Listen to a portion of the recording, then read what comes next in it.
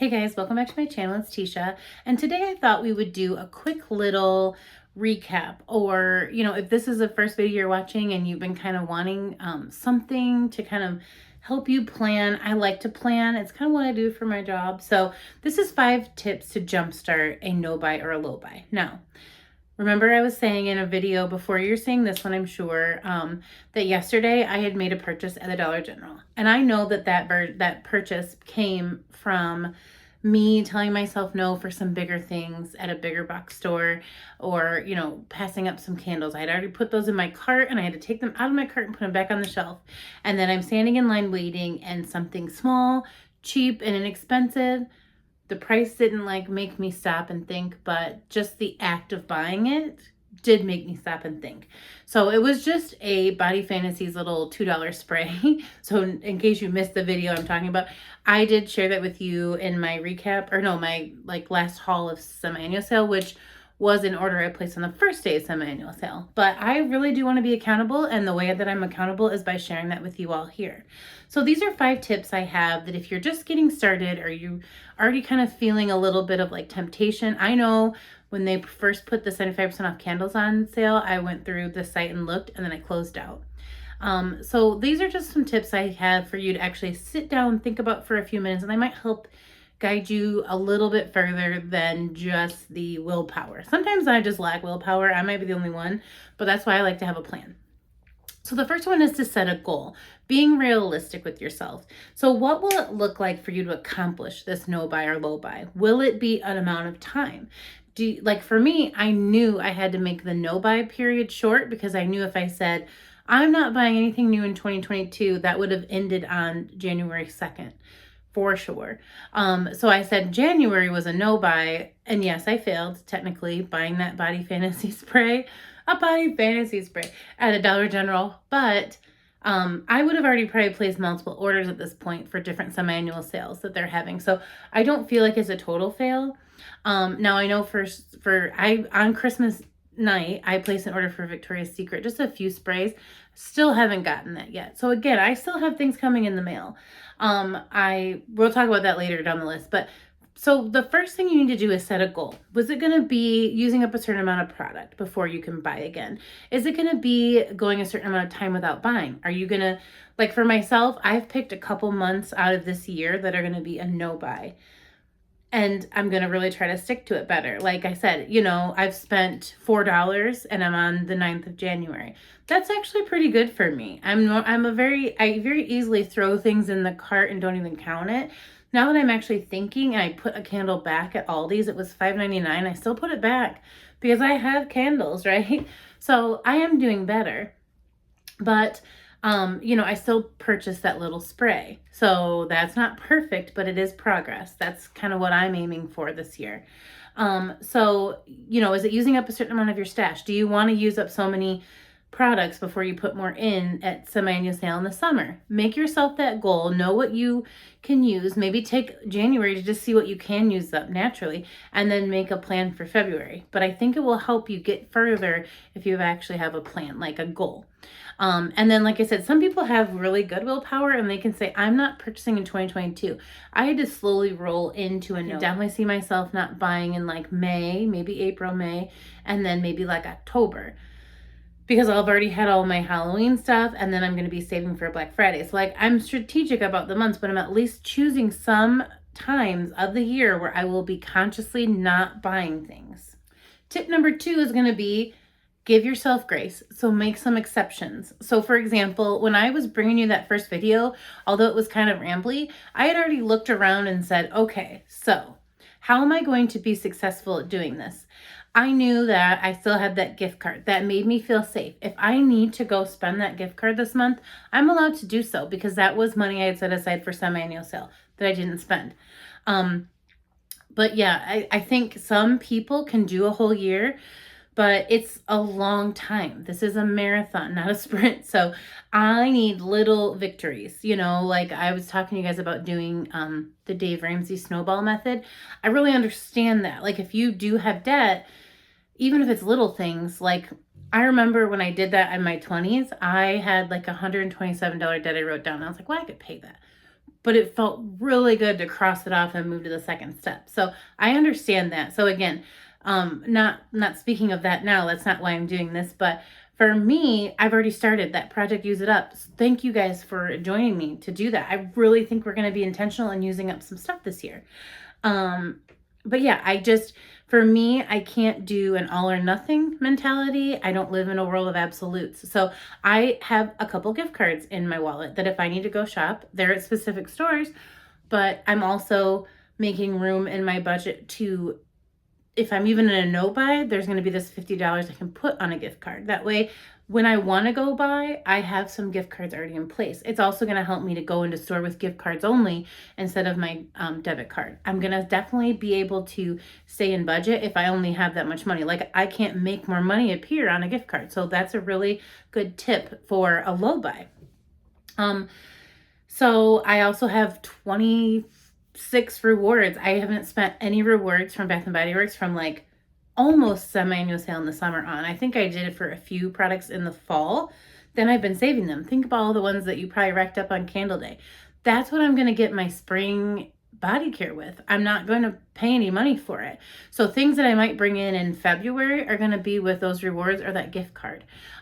Staying out of store really helps me too, but I've gotten online a couple times and I just knew I had to get out. I also think doing declutters are really helpful because now I know how many pieces of body care I have. So if I set myself a goal to use so many, then I use that many, I feel very comfortable going to shop. And also knowing all the work I just put in to use those products, I might buy a few less products. Also, if I sell some things, you can sell. Like Mercari is a great place to sell. Poshmark. I don't get on there a ton because I know a lot of people really run their prices up and their shipping pretty much eats your profits up. But if you, can find ways around that, or if, you're just looking to make a little bit of money, there's two camps on those sites. Like people that are asking $185 for a candle, they're probably making some money, but they're going to sit and wait on that candle for that very specific buyer. Or if you price it really good, you might be making a ton of sales, but you're getting $3-4 a time. I don't know why I'm itching right there, but you're getting $3 or $4 at a time for your purchases. It doesn't add up. But if you sell some of your stuff, then you can use that money to go buy more. So like those are little ideas on how to give yourself room. Exceptions. I gave myself the exceptions of using my rewards, using gift cards, and keeping that $50 in my budget to put onto gift cards so that when I'm done with a month, that's already $100 from last month and $100 from that month that I could spend. That's a lot of stuff, especially when we're talking about this stuff, and you don't have to do it every other month. You can do it every 3 months. You can go 6 months. You could go a year. I just know myself. I'm going to let myself use up some of those rewards in February, and then hopefully I can take March off again. Number 3 for me, this has been huge, and what I've really been working on this week is Wishlist. So I grabbed this little book a long time ago at the dollar store. Look at it, it's cute. Rise and shine. So this is my wish list. So I have a Bath and Body Works candle wish list. I have a body care wish list. And this is where those videos, what will I buy, will come from. I'm adding them to this list. I have a perfume wish list, like Kylie Vanilla 28. That's on my list to get this year. I have a Sephora, because again, I'm not buying makeup for 4 months. If I even buy then. If I don't put the money towards gift cards for Sephora or Ulta, I won't have money to spend. I have a word of the month wish list. So these are things I want to work on. So January is organize, and that is free. This is not something I have to buy, but it is something I have to actively do. So there's all these words I've picked: balance, organize, boundaries, confidence, creativity. I want to focus on that word for the month, and those are all going to help me with this low buy and no buy. And there's just different ones. Retired candles I like. So I have sold on Mercari in the past, and so I have a little balance. I don't have anything on there right now, but I have a little balance of money that I've earned from selling my stuff. I can use that on Mercari to buy something, and I have actually bought a couple of candles that were pretty decently priced. So just candles I had in my collection. Remember I told you what happened to it? So there were candles I'd come across and I'm like, yeah, I really, really want that. There's a lot of new candles on my list, and I'm hoping there's a really good sale in February because I don't want to miss out. I'm not going to get them in January, but except for with exchanges. So just little things like that. But just like I've made lots of pages of lists, and then This is how I watch YouTube now or get on Instagram, is with this book. So then instead of like clicking on the link to go to the shopping site, I'll just put it in this book. And it's kind of like that tattoo mentality. So they always told you if you're going to get a tattoo that you should print it and look at it. And I did that once. So I have this little butterfly tattoo. I'm not going to show you guys, but I wanted it when I was like 16. I actually found it on an air freshener. So I looked at it every day in my car. Fun fact. And it's just on my ankle. But I looked at this butterfly every day for 2 years. And I decided I still liked it after 2 years. So that's why I decided I was okay to get it. Now, if that's not your thing, that's totally cool. But like, that's what this wish list book is going to do for me. I know it was a really weird comparison, but I'm going to look at this list book and look at this list book. And then once I'm allowed to shop or allowing myself more than just my rewards and things, if it's still something I really want, I didn't impulse buy it, like that body spray. I've looked at this book a lot. I really know whether I want to spend money on those candles with the fancy lids or what have you. So I would maybe, this was $1 and this is going to be my tool. Probably, I mean, I'm obviously going to talk about this all year, so we're going to have to see if I keep falling off the wagon like that. But this has really been helpful, especially even that day with the spray. I did want that. I saw it on Instagram. I saw it in people's videos and I was like, I really want those sprays. I picked it up. Cue the Ariana Grande music, I say. But yeah, so that is something I really, really recommend, is making wish lists and then, like I said, keeping it with you. And that's how you watch YouTube hauls. You don't have to unsupport people that you really, really like, but if you watch them with a new mindset, you're going to have a new strength to that impulse shopping that we've been doing. We all do it. Some are better than others. I know people in here that say that they have like under 10 pieces of body care and that is a lot to them. And I'm like, oh, you would not want to come over to my house. But it's all based on what you think. So let's just move on to number 4. Okay, remove temptation to get to your goal. That is, for me, I deleted all my shopping apps. I don't have them on the front screen of my phone. They're still, my accounts are still saved, but you can write all of those passwords in a note and then you can just edit them off of your home screen. And then just for a certain amount of time, like I'm definitely not putting them back on until, all of January. And then with the makeup and stuff, like I had Ulta, Sephora, I had different companies that I, shop for, indie brands that have their own app. I took them all off my phone. So I also cleaned and organized my phone screen because it's so easy to click on a button and they takes you right to the site. That to me is more helpful to remove those apps than unsubscribing from people that haul a lot. I also unsubscribed from a few emails. There's emails I would check every day. Like I always was like, oh, what's the Bath and Body Works? I still get my coupons in the mail if I get them. I'm still going to be able to shop if I want to. I'm still going to hear, but not having that email to click open every day with the sale is going to really help me. So just unsubscribing for now, I think is a good idea. I also unsubscribe from a lot of makeup brands. Makeup companies send me emails daily, sometimes multiple times a day. It's kind of crazy. It just takes one little button going through and I'm getting less ads all the time. So just something to think about if you're just like, oh, I really don't know how I'm going to do this. It takes a little work, but it's going to be easier for me in the long run. And I can always go back in and add my email and they can come back to me if I'm really missing them. In terms of, like I had said in my first video, maybe I did a few that aren't going to miss me. They have millions of subscribers. I did either unsubscribe or I just took off all notifications. I usually will click that for everyone. And so even just that, like having no notifications, their videos are still accessible, but I don't have to see it right away. So that is something you can consider doing. It's so hard for me to be on here and thanking you guys because I just hit 2,000 subscribers, which was really exciting. It was a milestone. It was a goal.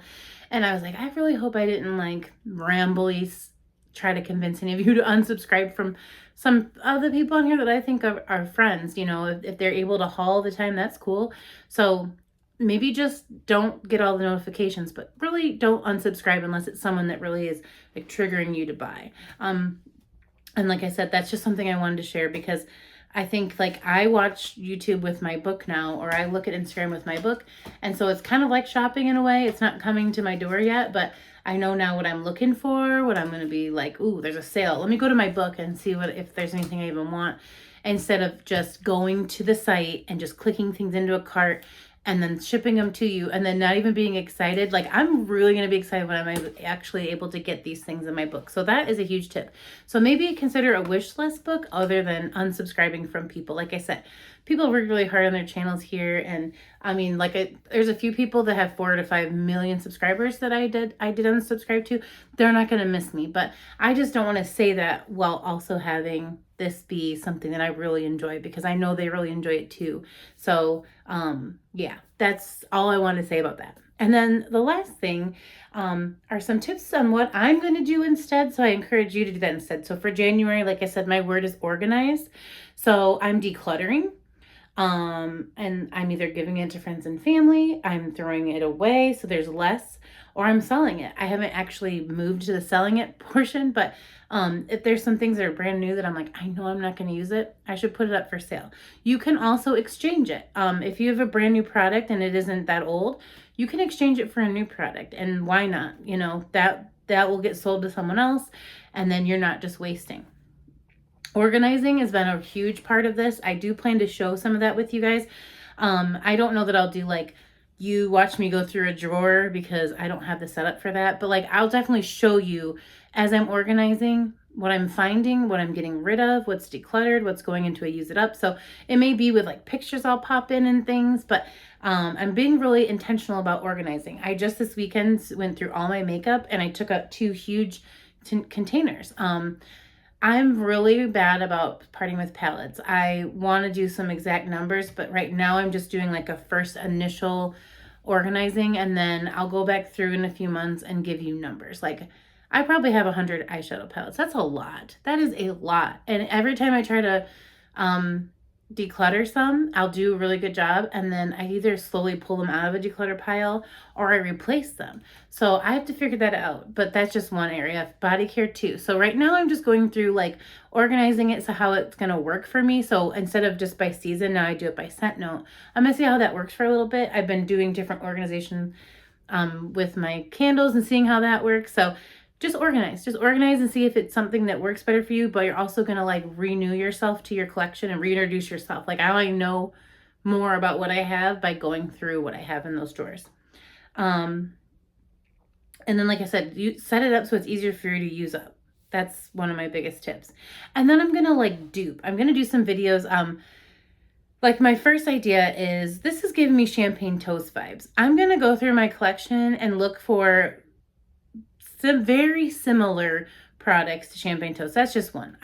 This is giving me cotton candy vibes. I could definitely go through and say, I bought this, but then I also bought these 5 items and they smell identical. So you can do that with makeup by looking like, ooh, like a really pretty eyeshadow palette.